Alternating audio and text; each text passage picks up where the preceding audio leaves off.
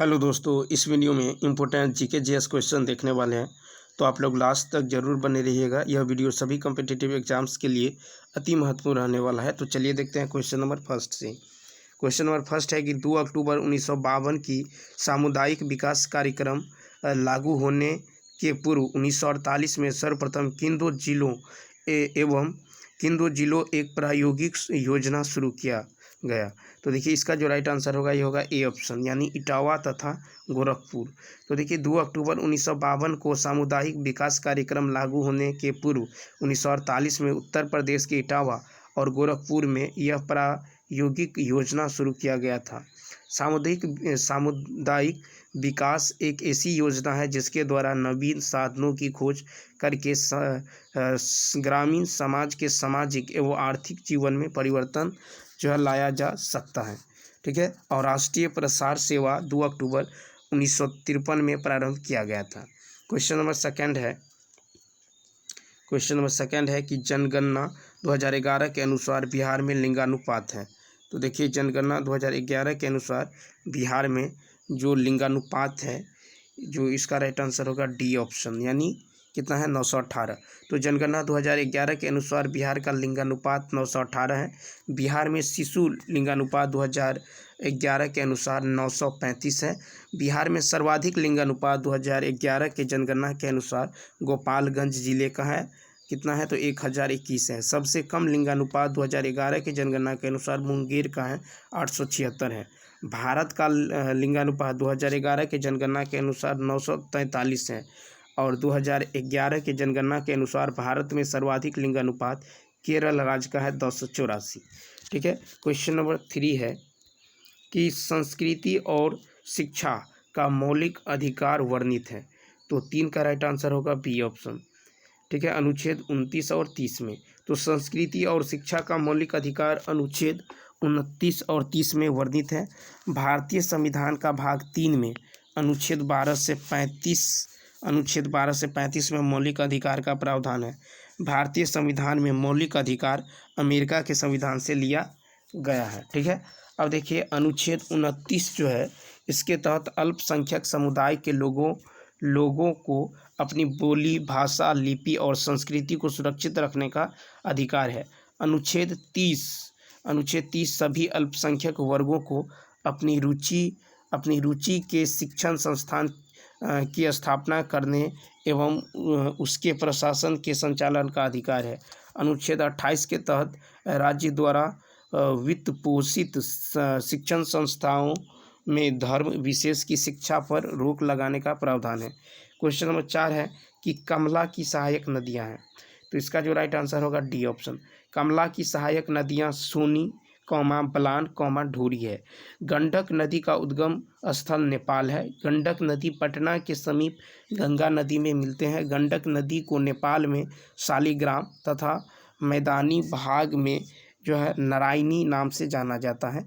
गंडक नदी में शालिग्राम यानी गोल पत्थर पाया जाता है। सोन अमरकंटक की पहाड़ियाँ से निकलकर पटना के समीप जो है गंगा नदी में मिलते हैं।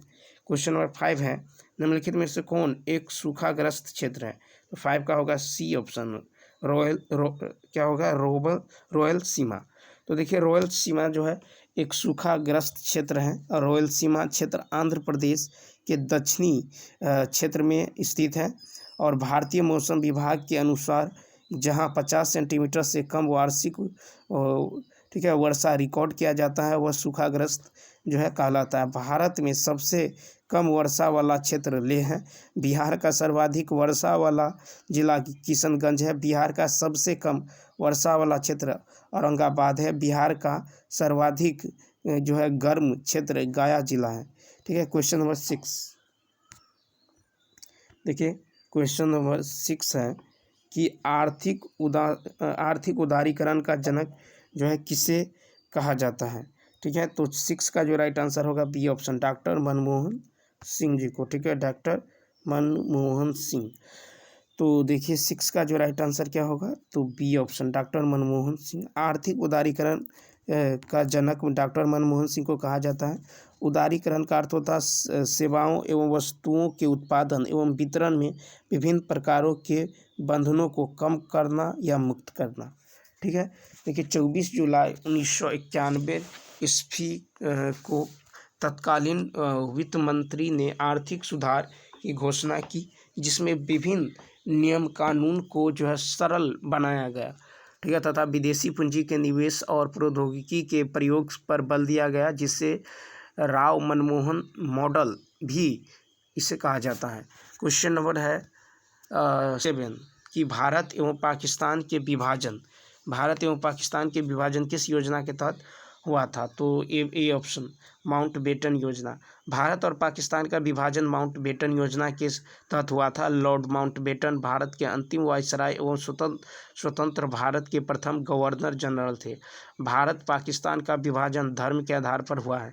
क्रिप्स मिशन 1942 ईस्वी में सर स्ट्रैटफोर्ड क्रिप्स के नेतृत्व में आया था। बेवेल योजना को, ठीक है, शिमला सम्मेलन के नाम से भी जाना जाता है, और जो जून जुलाई 1945 ईस्वी में आयोजित किया गया था, जिसमें भारत विभाजन रोकने का असफल प्रयास किया गया। क्वेश्चन नंबर 8 देखिए, कहता अफीम पौधे के किस भाग से बनाई जाती हैं? तो 8 का होगा डी ऑप्शन यानी फूल। तो अफीम पौधे के फूल से प्राप्त किया जाता है। साइकस के तनों से मंड निकालकर खाने वाला साबूदाना यानी सागो जो है बनाया जाता है। साइकस को सागो पाम भी कहते हैं। चीड़ के पेड़ से तारपीन का तेल निकाला जाता है। ठीक है, और जूनिपेरस की लकड़ी से सेड स्कॉस्ट तेल निकालते हैं। ठीक है, टेनिन का प्रयोग चमड़ा बनाने एवं स्याही बनाने में किया जाता है। क्वेश्चन नंबर 9 है, भूकंप होने से क्या होता है? तो 9 का होगा बी दरार।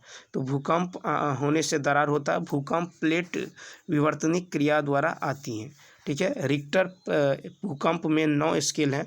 प्रत्येक स्केल की तीव्रता 10 गुना, ठीक है, 10 गुना बढ़ जाती हैं। सिस्मोग्राफ से भूकंप की जो तीव्रता होती है उसका अध्ययन किया जाता है सिस्मोग्राफ से।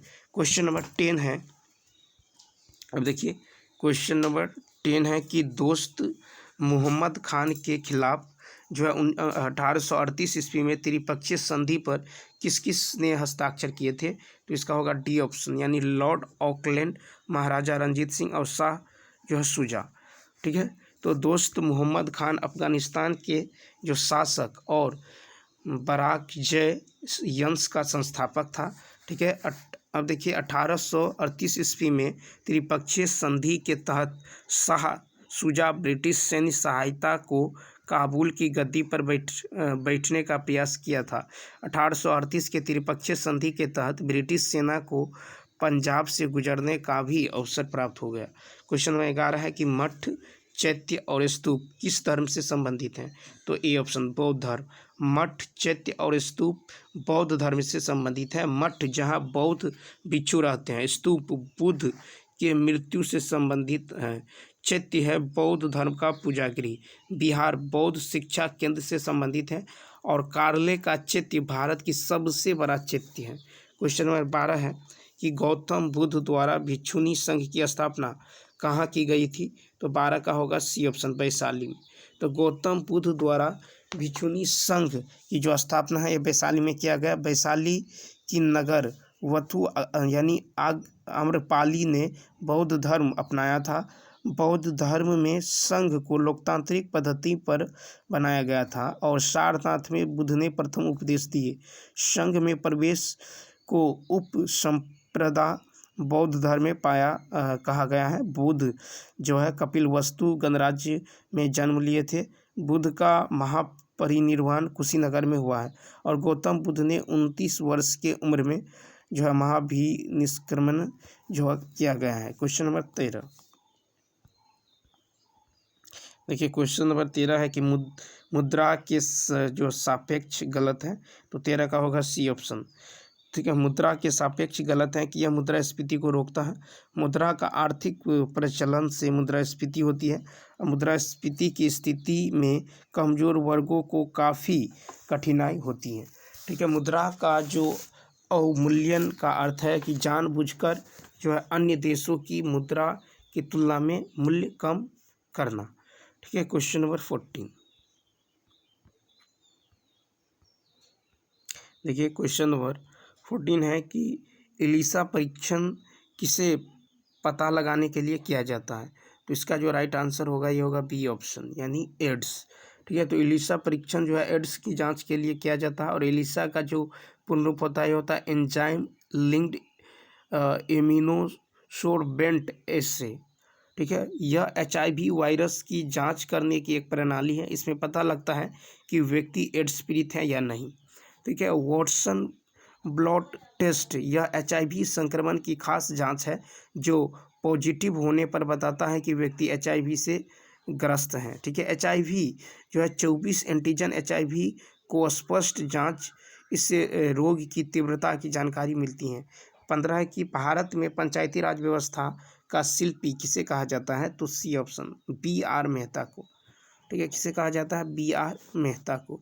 तो भारत के पंचायती व्यवस्था का वास्तुकार या शिल्पकार जो है बलवंत राय मेहता को कहा जाता है। वर्ष 1957 में भारत सरकार ने सामुदायिक विकास कार्यक्रम 1952 तथा राष्ट्रीय विस्तार सेवा 1953 द्वारा किए गए कार्यों की जांच और उनके बेहतर ढंग से कार्य करने के लिए उपाय सुझाने के लिए बलवंत राय मेहता की अध्यक्षता में एक जो है समिति गठित की थी। ठीक है, इस समिति ने 24 नवंबर 1957 में अपनी रिपोर्ट सौंपी। रिपोर्ट में लोकतांत्रिक विकेंद्रीकरण की सिफारिश की गई थी जो कि आगे पंचायती राज के रूप में जाना गया है। पंचायती राज राज्य सूची का विषय है और बिहार पंचायती राज अधिनियम 2006 में जो है पारित हुआ था। ठीक है, क्वेश्चन नंबर 16 है कि घाटे की वित्त व्यवस्था एक साधन है। 16 का होगा सी, राजकोषीय नीति का। ठीक है, क्या होगा? राजकोषीय नीति का। घाटे को की वित्त व्यवस्था को हीनता प्रबंधन भी कहते हैं। ठीक है, भारत में राजस्व व्यय का सबसे बड़ा अंश जो है ब्याज उतर अदायगी है। ठीक है, भारत सरकार की आय प्रमुख स्रोत निगम कर है। क्वेश्चन नंबर 17, देखिए क्वेश्चन नंबर 17 है कि निम्नलिखित में से कौन जो है मुगल शासक 15वां वर्ष तक जो है निर्वासन में रहा है? तो 17 का होगा सी ऑप्शन, हुमायूं। मुगल शासक हुमायूं 15 वर्षों तक निर्वासन में रहा है। हुमायूं 1540 से 1555 ईस्वी तक भारत से बाहर निर्वासित रहा और हुमायूं 1530 से 1540 ईस्वी तक भारत का शासक रहा। 1539 ईस्वी में चौसा का युद्ध और 1540 ईस्वी में बिलग्राम के युद्ध यानी कन्नौज का युद्ध में शेर शाह से पराजित होकर भारत से निर्वासित होना पड़ा। ईरान के सफादिक तस्मास शाह से मदद लेकर हुमायूं मई जून 1555 ईस्वी में सरहिंद और मछीवाड़ा के युद्ध विजय प्राप्त कर फिर भारत का शासक बना। जनवरी 1556 ईस्वी में हुमायूं की जो मृत्यु है ये पूर्ण हुई। ठीक है, क्वेश्चन नंबर 18 है कि गुलबर्गा एक जमाने में किस राज्य की राजधानी थी? तो सी ऑप्शन। देखिए गुलबर्गा एक ज़माने में बहमनी राज्य की राजधानी थी। बहमनी राज्य की स्थापना 1347 ईस्वी में हसन गुंग ने किया था। हसन गुंग अलाउद्दीन बहमन शाह के नाम से गद्दी पर बैठा। बहमनी राज्य के महमूद गांव जो है प्रसिद्ध प्रधानमंत्री एवं विद्वान थे। बहमनी राज्य और विजयनगर के बीच जो है रायचूर दोआब को लेकर जो है अनेक युद्ध हुआ। बहमनी राज्य अंततः 5 भागों में बंट गया, बरार, बीदर, अहमदनगर, बीजापुर एवं गोलकुंडा। क्वेश्चन नंबर 19 है कि अलबरूनी ने किसके राज्यकाल का वर्णन किया है? तो 19 का होगा ए, यानी मोहम्मद गजनवी का। अलबरूनी जो है मोहम्मद गजनवी के राज्यकाल का वर्णन किया है। अलबरूनी मोहम्मद गजनवी के राज्यकाल में भारत आया था और अबू रेहान अलबरूनी का जन्म उज्बेकिस्तान के खीवा यानी प्राचीन नाम ख्वारिज्म नामक स्थान पर हुआ था। ठीक है, उसके बाद देखिए कि अलबरूनी ने किताब उल हिंद यानी भारत की खोज पुस्तक लिखे हैं। इस पुस्तक में भारत के बारे में काफ़ी जानकारी मिलती है। मोहम्मद गजनवी ने भारत पर 17 बार आक्रमण किया था। क्वेश्चन नंबर 20, अब देखिए क्वेश्चन नंबर 20 है कि गुरु तेग बहादुर को मृत्यु दंड किसने दिया था? तो सी ऑप्शन औरंगजेब। तो गुरु तेग बहादुर को मृत्यु दंड औरंगजेब ने दिया था। गुरु तेग बहादुर सिख के 9वें गुरु थे। गुरु तेग बहादुर को 1675 ईस्वी में मृत्यु दंड दिया गया। 9वें गुरु पर औरंगजेब ने आरोप लगाया कि उसने राजकुमार अकबर को आर्थिक मदद एवं आशीर्वाद दिया। ठीक है। और सिखों के 5वें गुरु अर्जुन देव को जहांगीर ने 1606 ईस्वी में मृत्यु दंड दिया। सिख के अंतिम गुरु गुरु गोविंद सिंह का जन्म पटना बिहार में हुआ।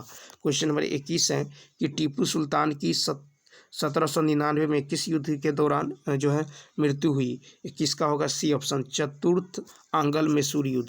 तो 1799 में चतुर्थ आंग्ल मैसूर युद्ध के दौरान टीपू सुल्तान की मृत्यु हुई। टीपू सुल्तान की मृत्यु 4 मई 1799 ईस्वी के श्रीरंगपट्टनम में युद्ध लड़ते हुए हुई है। मैसूर की स्थापना 1761 ईस्वी में हैदर अली द्वारा किया गया। मैसूर राज्य और औरंगजेब के बीच जो है 4 युद्ध जो है हुआ था। एक तो प्रथम आंग्ल मैसूर युद्ध 1767 से 69 में, द्वितीय आंग्ल मैसूर युद्ध 1780 से 84 में, ठीक है, और तृतीय आंग्ल मैसूर युद्ध 1790 से 92 में, और चतुर्थ आंग्ल मैसूर युद्ध 1799 में। ठीक है। क्वेश्चन नंबर 22 है कि मौर्य काल में भारत का किन देशों से अधिक व्यापारिक संबंध था? तो 22 का होगा सी ऑप्शन चीन, मध्य एशिया, बर्मा और दक्षिण एशिया और कुछ पश्चिमी देशों के साथ। ठीक है। तो मौर्य वंश के संस्थापक चंद्रगुप्त मौर्य थे। मौर्य काल में चांदी के सिक्के को पन कहा जाता था। ठीक है। भारत का गुप्त काल में व्यापार मुख्यतः दक्षिण पूर्वी देशों और चीन देशों के साथ होता था। संगम काल में रोग से व्यापार विस्तृत रूप से होता था। ठीक है। अब देखिए क्वेश्चन नंबर 23। ये क्वेश्चन नंबर 23 है कि वर्ष 1928 में हिंदुस्तान सोशलिस्ट रिपब्लिकन एसोसिएशन की स्थापना कहाँ हुई थी? तो बी ऑप्शन दिल्ली में। वर्ष 1928 में हिंदुस्तान सोशलिस्ट रिपब्लिकेशन एसोसिएशन की स्थापना दिल्ली में हुई थी। दिल्ली के फिरोज शाह कोटला में आयोजित बैठक की अध्यक्षता चंद्रशेखर आज़ाद ने किया था। भगत सिंह के नेतृत्व में हिंदुस्तान रिपब्लिकेशन एसोसिएशन का नाम जो है बदलकर हिंदुस्तान सोशलिस्ट रिपब्लिकेशन एसोसिएशन जो है रखा गया है। भगत सिंह ने नौजवान सभा की स्थापना 1926 में किया। ठीक है। उसके बाद है HRA की स्थापना 1924 ईस्वी में राम प्रसाद बिस्मिल, ठीक है, सचिंद्र नाथ सन्याल, उसके बाद है योगेश चंद्र चटर्जी, चंद्रशेखर आज़ाद आदि के द्वारा किया गया। ठीक है। HRA द्वारा 9 अगस्त 1925 ईस्वी को काकोरी कांड को जो है अंजाम दिया गया। क्वेश्चन नंबर देखिए 24 है कि निम्नलिखित में से किस महासागर का सबसे गहरा जो है बिंदु जावा गर्त है? तो सी ऑप्शन यानी हिंद महासागर। तो हिंद महासागर का सबसे गहरा बिंदु जावा गर्त है और जावा गर्त को सुंडा गर्त के नाम से जाना जाता है। सुंडा गर्त पूर्वोत्तर हिंद महासागर में स्थित है। वर्तमान में लगभग 57 गर्तों को खोजा गया है, जिनमें 32 प्रशांत महासागर, 19 अटलांटिक महासागर और 6 हिंद महासागर में स्थित हैं। ठीक है। अब देखिए क्वेश्चन नंबर जो है 25 कि महात्मा गांधी ने सर्वोदय की मान्यताएं किस पुस्तक से ग्रहण की थी? तो बी ऑप्शन यानी अनटू दिस लास्ट। ठीक है। महात्मा गांधी ने सर्वोदय की जो मान्यताएं हैं ये अनटू दिस लास्ट पुस्तक से ग्रहण की। अनटू दिस लास्ट पुस्तक के लेखक जॉन रॉकिंस है। महात्मा गांधी अपना विचार विश्व के महान कृतियों से लिए हैं। महात्मा गांधी ने सत्य, अहिंसा, उपवास, अवज्ञा और असहयोग आदि को अपने हथियार के रूप में प्रयोग किए। गांधी जी ने पहला सत्याग्रह दक्षिण अफ्रीका में किया और महात्मा गांधी ने 9 जनवरी 1915 को अंतिम रूप से भारत रहने के लिए आए। Mahatma Gandhi John रॉकिंस, Leo Tolstoy, ठीक है, और थियरे आदि से बहुत प्रभावित हुए। महात्मा गांधी का गीता सबसे प्रिय पुस्तक है। तो चलिए दोस्तों इस वीडियो में इतना ही। यदि यह वीडियो अच्छा लगा हो तो लाइक, शेयर और सब्सक्राइब करना ना भूलें। तो चलिए मिलते हैं नेक्स्ट वीडियो में। Thanks for watching.